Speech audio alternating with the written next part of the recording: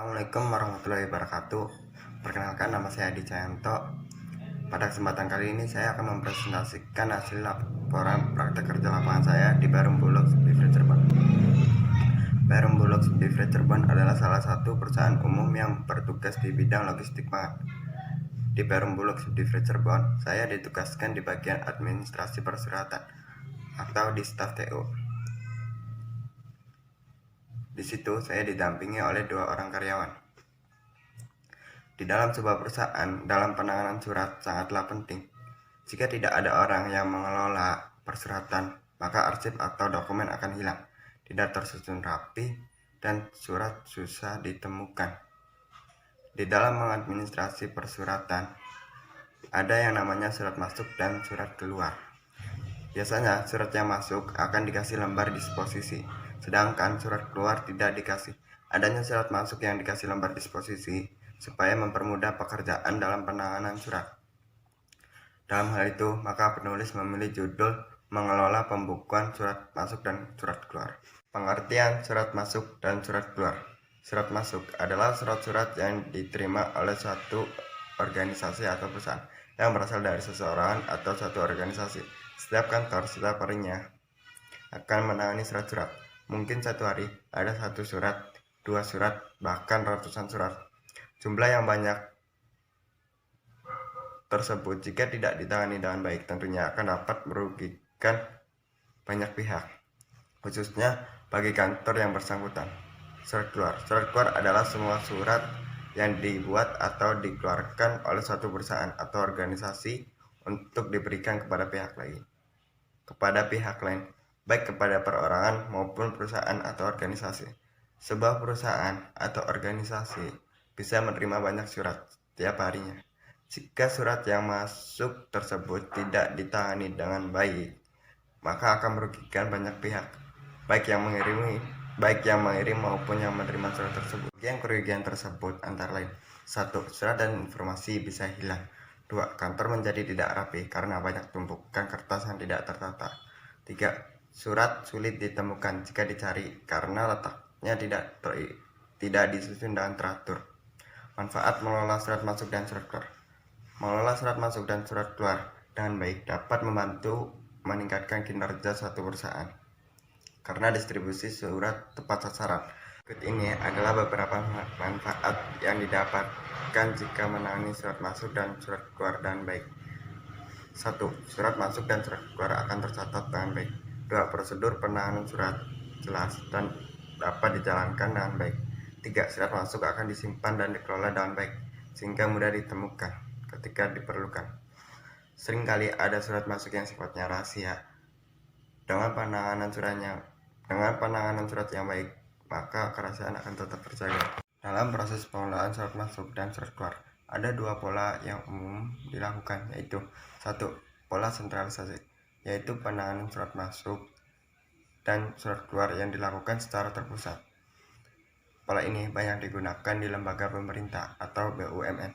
Yang kedua, pola desentralisasi, yaitu penanganan surat yang dilakukan di setiap bagian dari unit yang ada di suatu perusahaan. Pola ini banyak digunakan oleh badan usaha milik swasta atau BUMS. Jenis-jenis surat. Jenis-jenis surat dibagi menjadi 3. Yang pertama, surat pribadi atau brief. Yang kedua, surat niaga. Dan yang ketiga, surat dinas. Surat pribadi adalah surat yang ditulis seseorang, isinya menyangkut keperluan pribadi. Yang kedua, surat niaga. Surat niaga adalah surat yang dibuat oleh badan-badan usaha atau perusahaan yang isinya untuk kepentingan niaga. Dan yang ketiga, surat dinas. Surat dinas adalah surat yang dibuat oleh instansi pemerintah yang isinya menyangkut soal kedinasan. Langkah kerja. Yang pertama, penerimaan. Tugas penerimaan adalah: 1. Mengumpulkan dan menghitung jumlah surat yang masuk. Kedua, meneliti ketepatan alamat si pengirim surat. Yang ketiga, menggolongkan surat sesuai dengan urgensi penyelesaian. Yang keempat, menandatangani bukti pengirim sebagai tanda bahwa surat telah diterima. 2. Penyortiran. Penyortiran dapat dilakukan berdasarkan atas golongan surat biasa, rutin, dan rahasia. Penyortiran adalah kegiatan memisah-misahkan surat untuk pengolahan lebih lanjut. 3. Pencatatan.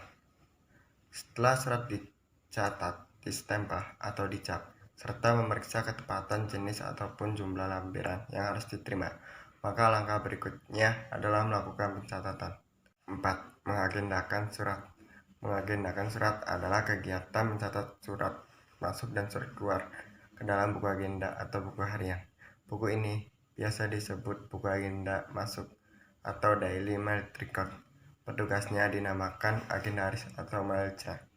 Tiap surat masuk dicatat dan diberi nomor agenda surat masuk, sedangkan surat keluar tidak dikasih.